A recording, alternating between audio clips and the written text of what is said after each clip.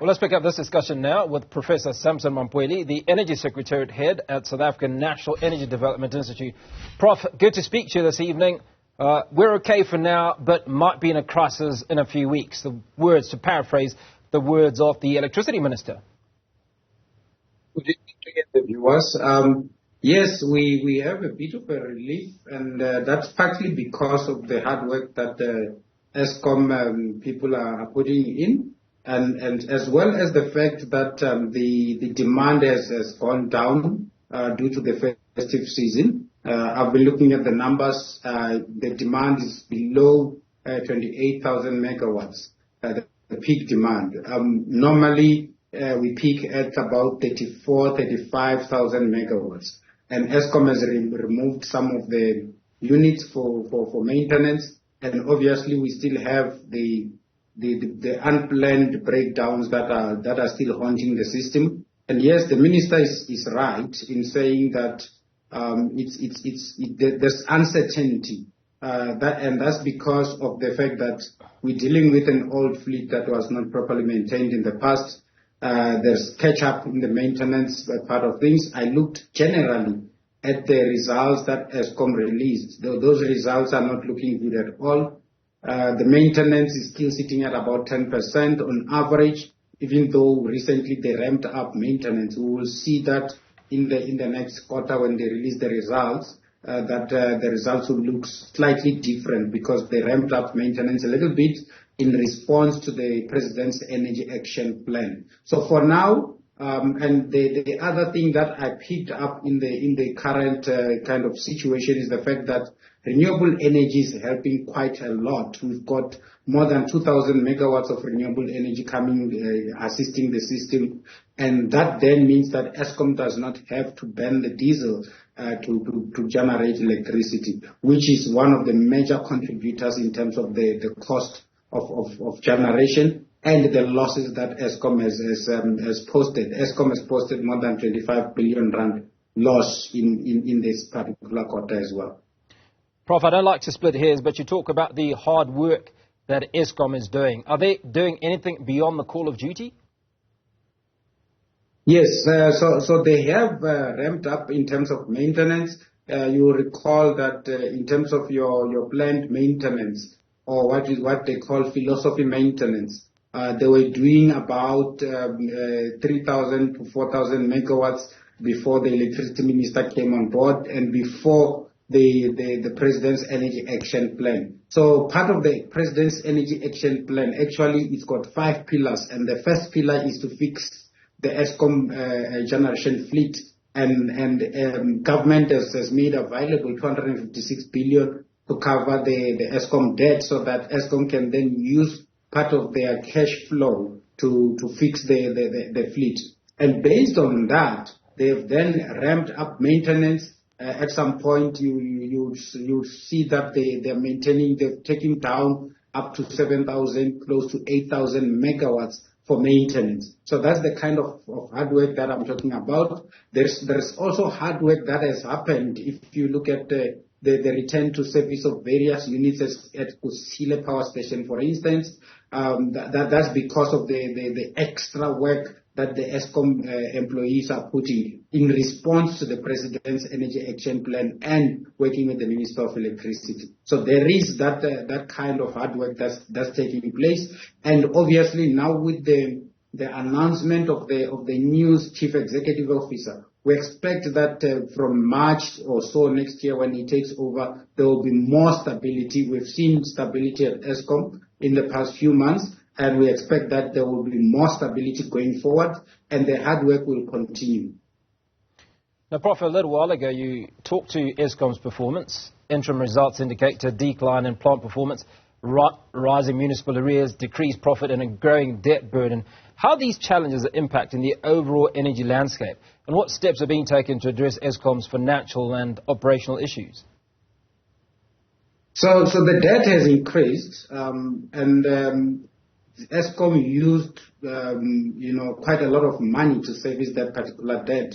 The money from the shareholder, which is government, they've released, I think it's just under 30 billion of the 256 billion rand that they've promised Eskom.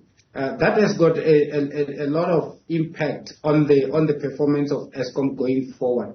But the biggest issue is where Eskom is spending a lot of money on diesel, and they've indicated that in their results, and that is basically because of the failing fleet that needs to be properly maintained. I have been saying that what needs to happen is that Eskom needs to get liquid cash as opposed to the shareholders' promise that they can use to directly fix the power system. You will recall that when the National Energy Crisis Committee was established with its various work streams, that one of the ideas was that NECOM will then do the work in terms of doing the root cause analysis and coming up with all sorts of solutions. And then afterwards, there will be the establishment of the project management office that will then be capacitated both financially and also human resource-wise. And then they will then go and work with Eskom and municipalities and various other stakeholders to deal with load shedding. So the missing link at this particular point in time is the funding, as well as the establishment of that particular project management office, because NECOM has done quite a lot of work. There is a lot of work that government has done. If you look at the 5 pillars, the procurement of new generation, acceleration procurement of new generation capacity, for instance, Minister Mantashe has done that quite well, although he had challenges in terms of the grid capacity. You recall that during the announcement of bid window 6, there was quite about 3,200 megawatts that could not be announced because of the challenges with the grid, which the Minister of Electricity is now currently dealing with. The issue, one of the main issues that need to come on board quite soon is demand response, and in terms of demand response as well as energy efficiency measures. There are various measures that I am aware of that the Minister of Electricity has been working on. Those measures, we need to bring them on board now when the demand is still low, so that when we open in January, we don't find ourselves in much higher stages of load shedding. Now, Prof, we're aware that there are a number of, in fact, there are multiple gigawatts renewable energy projects at various stages. How significant are these projects in addressing the energy crisis, and what role do they play in the long-term energy sustainability plan? So these projects are part of what we call the mid-term plan in the energy action plan. The short-term plan is basically to deal with demand response and energy efficiency and fix the Eskom fleet in the interim. And then the mid-term plan is to accelerate the procurement of new generation capacity. We currently have just over 6.3 gigawatts that is connected and operating. And at any given point in time, we have about between 2,000 and 3,000 megawatts of that coming online, assisting greatly, especially during the night. We've got quite a lot of wind that is coming and assisting in terms of lowering the stages of load shedding or dealing with the intensity of load shedding. During the day, we've got some solar energy produced, but in most cases, during the day, the demand is low. That's why government is now accelerating the procurement of battery storage facilities, for instance, to ensure that when the demand is low and we've got quite a lot of electricity coming from the solar side of things, we can then store it and then dispatch it at the time when the system is constrained. So in terms of renewable energy, it's helping quite a lot even now, and going into the future, it will help quite a lot in terms of dealing with the intensity of load shedding, because we're running behind in terms of implementing our renewable energy program by about 10,000 to 11,000 megawatts. That's why Minister Mantashe is busy accelerating the procurement of new generation capacity. He has just announced bid window 7 now. That is now in full swing in response to the President's Energy Action Plan. Now, over the last few months, we've witnessed some stability at Eskom, which you've talked about. There were many issues start of the year, in fact, prior to the resignation of Andre de Ruyter, that spoke to internal challenges within the system that seem to have gone away. So let's talk about the introduction of the electricity minister a few months ago, the impending arrival of the new chief executive officer, and just how much that contributes to one stability, which in extension is the amount of uninterrupted power supply that we get across the country. So that the introduction of the electricity minister has played a huge role in terms of the stability at Eskom. So the minister has been given space by the Minister of Public Enterprises to work directly with Eskom as envisaged by the president. When he made this announcement, he indicated that he needed a minister who will be working, almost on a daily basis with Eskom to deal with mainly the fixing of the Eskom fleet. So the minister has done quite well so far in terms of engaging Eskom employees, in terms of bringing in that stability, especially at the time when the Eskom did not have a chief executive officer after under the writer's resignation. So the electricity minister has done quite a lot. And over and above in working directly with Eskom, there's quite a number of other side issues that the Minister of Electricity has been dealing with. For instance, the bringing in of the ministerial determination that he has just done now on the nuclear side of things, which stopped to the long-term kind of measures, because we don't want to see ourselves in this particular situation 10, 15 years down the line. And I've heard some critics say, no, that's not going to help in terms of the current situation. I think, in my view, we don't need to look only at solving the problem now. We need to look at solving the problem even into the future, as determined in the energy action plan of the president. So that is one of the things that he's doing. He's also working on the transmission capacity expansion program. He has presented a plan to cabinet, which is where we've got quite a lot of challenges as well. We could be having an additional 3,200 megawatts announced by the minister, and in the next 24 to 30 months, we could have that coming on board. But because of the grid constraints, we don't have that announced as yet. But he's been working on a plan that he presented to cabinet. He has been given some ideas here and there by cabinet to go and basically refine the plan so that it can then be made public and then it can be implemented. That's one of the many other things that the Minister of Electricity has been doing, working closely with Eskom and the other two ministers, the Minister Mantashe as well as Minister Pravin Gordhan. Professor Mamphweli, I'm going to ask you to hold that thought. We're back in a moment as we continue to discuss issues in and around Eskom. Don't go away.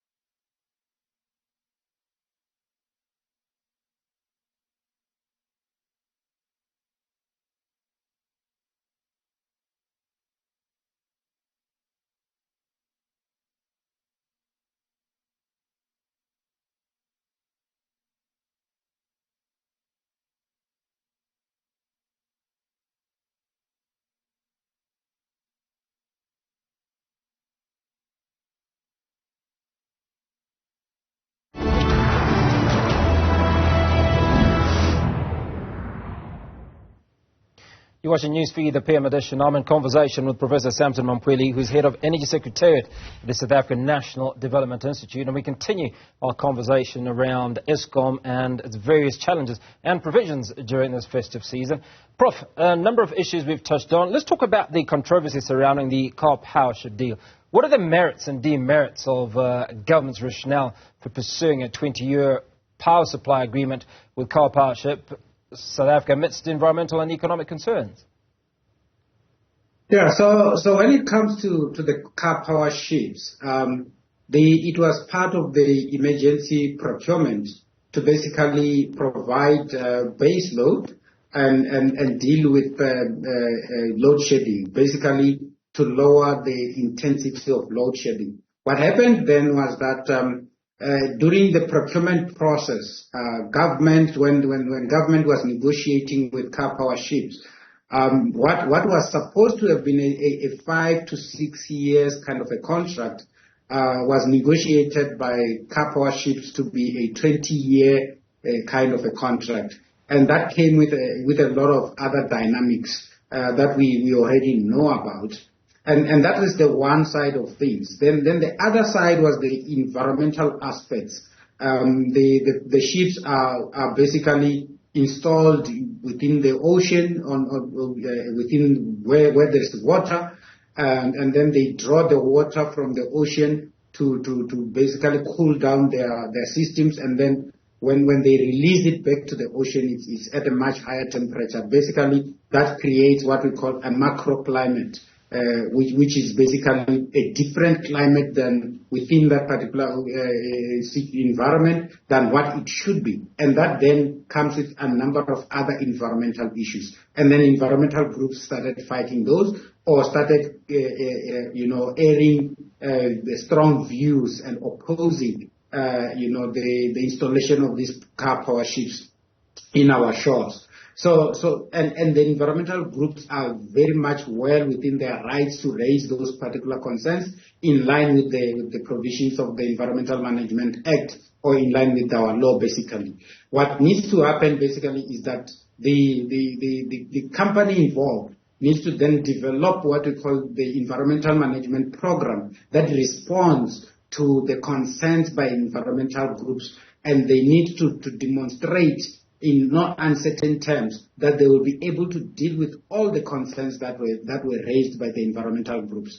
So when it comes to the length of the contract, the Minister of Electricity has been talking about engaging car power ships so that they can kind of lower the term from 20 years to between 5 and 6 years.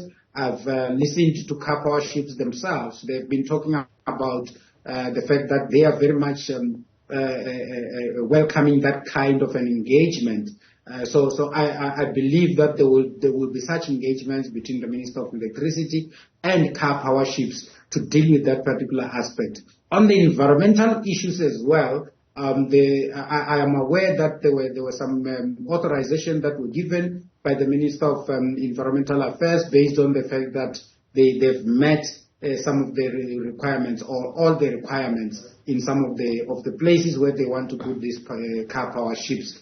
And basically that means that they have responded adequately to the concerns that were raised by environmental groups. However, the environmental groups can still go and look at the fact that at the response by the company and make further kind of inquiries, or submit further concerns that will then have to be dealt with. So that project has been stalled basically because of generation. But looking at the impact of load shedding as things stand, I think government needs to have active engagement with car power ships in terms of the length and the costing as well, and then bring that project on board as well, so that it can assist us in the medium term, not in the long term basis.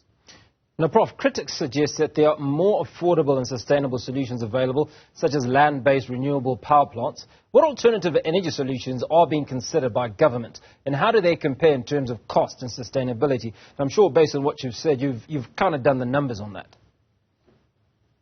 Yeah, so the alternatives, you're looking at solar energy, solar PV and concentrated solar power. You're looking at your wind energy. We're also looking at the gas power stations, for instance. Government is looking into that. Government is already implementing the Renewable Energy Independent Power Producers Program.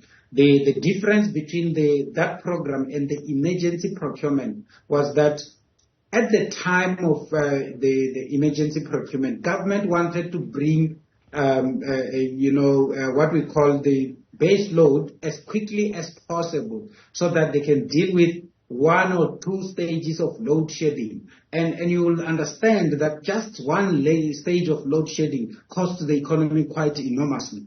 We're looking at an annual cost of about 500 billion rands that's coming out of the economy. And you're looking at the fact that even now, when they say government does not have money, it's basically partly because of load shedding, because most companies had to close, especially small businesses. They had to close their businesses and offload workers. And some of them had to downsize their operations, and therefore SARS could not collect enough revenue from the businesses, which is where most of the money comes from. And also from the people who have now been laid off from their place of employment, SARS could not collect any of the money from there. So those are some of the issues that government is looking at when they deal with the load shedding crisis as well. Prof, appreciate your time as always. Professor Sampson Mamphweli, the head of Energy Secretariat at South African National Energy Development Institute, unpacking those issues around Eskom.